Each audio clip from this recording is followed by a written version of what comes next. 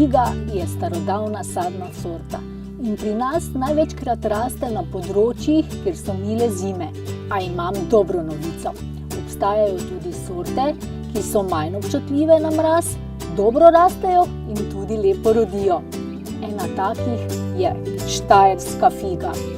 Jaz obožujem fige in to je zadnji shranek, ki je iz skrinje in se bom z njim danes posladkala.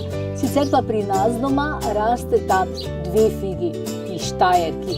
Ena že kar nekaj let in obilno rodi, drugo pa smo posadili lani.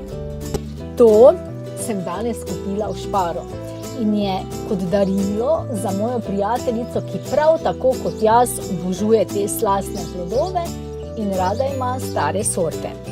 Štajerska figa je odporna na nizke temperature, je primerna za naravi prijazno vrtnarjenje, to pomeni, da je zdrava rastlina. Bogato obrodi takšne vijolične plodove in to 2-krat na leto, enkrat sredi poletja in drugič ob začetku jeseni. Izbrala sem večji lonec, da jo bo prijateljica lahko gojila na sončnem balkonu. Če jo boste sadili na prosto, izberite mesto, ki bo res s soncem obsijano in bo zaščiteno pred vetrom.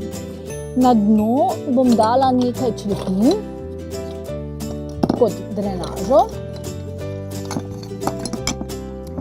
okoli pa bom dala ovčji filc, ki bo varoval korenine pred vročino in v hladnejših dneh pred mrazom.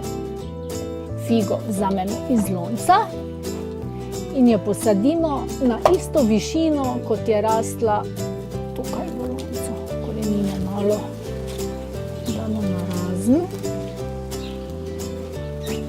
In uporabila bom prst, ki je mešanica vrtne zemlje in komposta.